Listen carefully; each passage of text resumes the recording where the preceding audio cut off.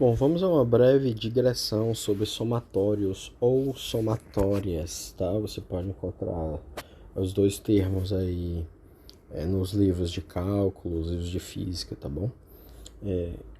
Tipicamente eu uso a palavra somatório, mas o objetivo é lhe dar familiaridade com outros termos, tá bom? Bom, aí o que é a definição, tá? Somatório de I igual a M até N de f de I é igual a f de M mais f de M mais 1 mais f de M mais 2, né? Mais pá, até f de N menos 1 mais f de N menos 1 mais f de N, né? Onde M e N são inteiros e M é menor ou igual a N. Então, o que é que eu estou exatamente querendo dizer com isso? Em vez de eu escrever f de m mais f de m mais 1 mais f de m mais 2, né? Mais f de n menos 1 mais f de n, junto, né, com todos os termos que estão aqui dentro. Em vez de eu escrever isso tudo, eu simplesmente uso a notação, uso uma convenção que é dizer o seguinte: eu estou fazendo um somatório de I igual a M até I igual a N de f de I, certo? Bom, há uma terminologia, um conjunto de palavras, um conjunto de termos que a gente usa, que é importante a gente se familiarizar, tá? Então, por exemplo, quando eu tenho uma somatória, eu tenho um índice. Quem que é o índice? Aqui no caso é o I. Por que ele é o índice? Porque eu estou usando o f de I, tá? E eu estou somando sobre os valores possíveis de I. Quem são os valores possíveis de I? Bom, começa no limite inferior, tá? Então você tem aqui o M é o primeiro valor de I, né, já que o M é menor do que ou igual ao N, e o N é o limite superior. Eu posso ter uma somatória com um termo só? Pode. Posso ter uma somatória com um termo só. É o caso em que o limite superior é igual ao limite inferior, tá? Então vamos lá, um exemplo. Somatório de K, somatório em K, de K igual a 3 até K igual a 5 de K ao quadrado, né? Então, estou somando K ao quadrado e eu estou fazendo K variar de 3 a 5. Geralmente esses passos são de 1 em 1, tá? São dados por números inteiros de 1 em 1. Então, eu começo com K igual a 3, elevo ele ao quadrado, porque é isso que está dito aqui. O somatório de K ao quadrado, de K igual a 3 até 5, eu vou ter 3 ao quadrado mais... Quem é o próximo valor de K? É 3, que é o primeiro, mais 1. Então, vai ser 4. Então, 4 ao quadrado mais... O próximo valor de K é o anterior, mais 1. K igual a 5, então 5 ao quadrado, mais... Eu posso incluir o 6? Não, porque o meu limite superior é 5. Então, ficou 3 ao quadrado, mais 4 ao quadrado, mais 5 ao quadrado. Isso aqui dá 9, isso aqui dá 16, isso aqui dá 25. Fazendo a soma, você vai encontrar 50, tá? Mas pode ser que essa soma venha também numa forma de uma notação. Por exemplo, eu tenho um somatório de AI de I igual a 1 até N. O que é que eu estou fazendo? Eu vou pegar o I e vou fazer ele variar de 1 até N. Né? E vou somar os A's índices ou AI. Então, eu vou ter... Quando o I for igual a 1, eu vou ter A1. Então, tá aqui. A1 mais... Qual é o próximo valor de I? É o valor inicial mais 1. Então, eu tinha I igual a 1, agora eu vou ter igual a 2. Então, o próximo termo da soma é A2. Tá aqui ele. O próximo é A3, mais A4, mais pá, até o último, que é o AN. Quanto é que vale N? Bom, no nosso caso aqui, nosso exemplo ficou arbitrário. Mas o N podia ser 1, 2, 10, 15, quanto for, certo? Um outro exemplo aqui, o exemplo número 3. Somatório de K vezes BK, B índice K, certo? De K igual a 4 até 9. Quer dizer, eu vou pegar os valores que começam em K e terminam até 9, e vou multiplicar pelo B índice K e depois vou somar. Qual é o primeiro valor? É 4. Então, o primeiro termo desse somatório é 4 vezes B4. Tá aqui. Qual é o próximo termo? É o primeiro mais 1. O primeiro era 4, o próximo vai ser 5. Então, nós vamos ter 5 vezes B5, que é o que está aqui. Próximo termo é o anterior mais 1. Né? Se era 5, o anterior foi 5, agora vai ser 6. E por aí vai. Né? Quem que é o último? Qual é o último valor de K que vai aparecer nessa somatória? É o limite superior. Por isso que tem esse 9 aqui. Então, o nosso somatório vai até 9B9. Professor, quem é B? Não, isso é uma coisa arbitrária. É só para dar um exemplo. Podia ser que você estivesse falando das entradas de uma matriz, podia ser que você estivesse falando das componentes de um vetor, podia ser que você estivesse falando de qualquer coisa que tenha um índice, tá? Não interessa aqui pra gente não. O nosso objetivo aqui é aprender a lidar com essa notação de somatórios, tá? E aí eu vou aproveitar para dar algumas propriedades de somatórios. Por exemplo, se eu estou somando uma constante, por exemplo, somatório de I igual a 1 até N da constante C. Eu estou somando essa constante C quantas vezes? Eu vou ter... Quem é o primeiro termo? Né? Deixa eu ver se a demonstração foi feita aqui. Foi não. Então, deixa eu fazer bem claro para vocês. Quem é o primeiro termo dessa somatória? Para I igual a 1, quem é que eu vou somar? C. Quem é o próximo termo? Quando I for 2, quem é que eu vou somar? C de novo. Quando I for 3, eu vou somar quem? C de novo. Mas quando I for N, eu vou somar quem? Eu vou somar C de novo. Então, todos os termos são iguais. E quantos termos existem? Bom, eu vou somar o C uma vez para o I igual a 1, outra vez para o I igual a 2, outra vez para o I igual a 3. Quando é que eu vou parar? Quando o I for N. Então, aqui eu vou ter N termos. Ora, se os N termos são iguais a C, quanto é que vai dar a somatório? C vezes N, ou N vezes C. Uma vez que C é constante e não depende do índice I. Certo?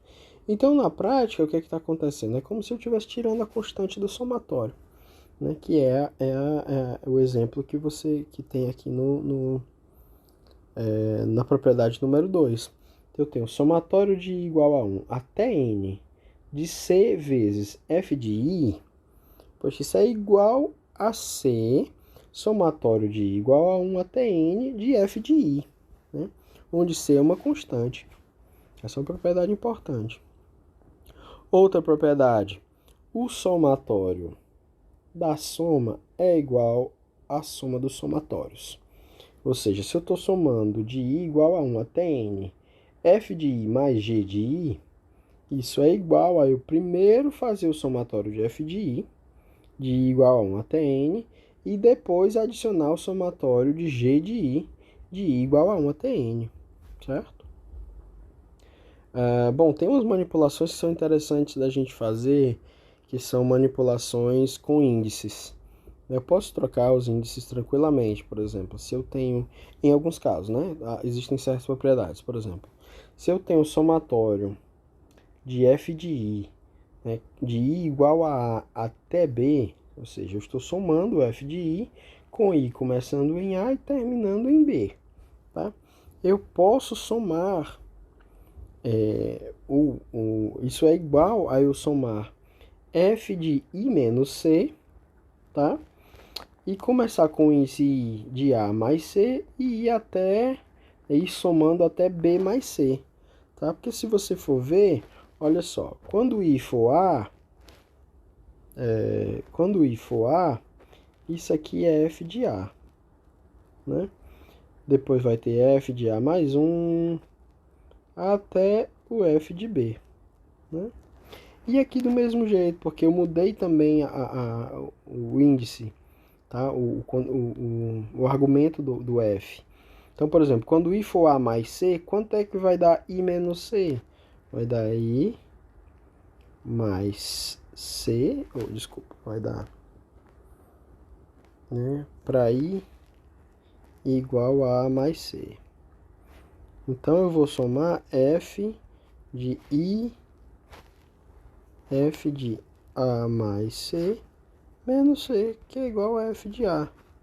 Tá? Então, eu não fiz nada, eu só fiz reescrever de uma outra forma. A somatório vai começar em F de A e vai terminar em F de B, do mesmo jeito que o somatório anterior. Isso é só uma troca de índices, tá? E... bom, uma última propriedade que julgo interessante é essa daqui. Se você tem somatório de I igual a 1 até N, e você está somando F de I menos o F de I menos 1, olha, no final vai sobrar só a última menos a primeira. Tá? Se você não está convencido disso, escreva. Você vai ver que todas as intermediárias elas vão se cancelar. Tá? Então é isso que eu tinha a dizer a respeito de somatórios ou somatórios simples, mas eu preciso dizer ainda duas palavrinhas sobre somatórios duplos, que é o que nós vamos utilizar agora, tá? Bom, sobre somatórios duplos, tá? Nesse caso, a gente deve realizar a soma de um dos índices, mantendo o outro constante. Em seguida, realiza-se a segunda soma. Por exemplo, se eu tenho somatório de I igual a até N, somatório de J igual a B até M, de A e J, certo? Quer dizer, um índice duplo. Isso aqui, bom, aí o que é que eu faço? Eu mantenho esse primeiro somatório aqui, somatório de I igual a até N, e eu agora vou realizar a soma que eu circulei de preto aqui.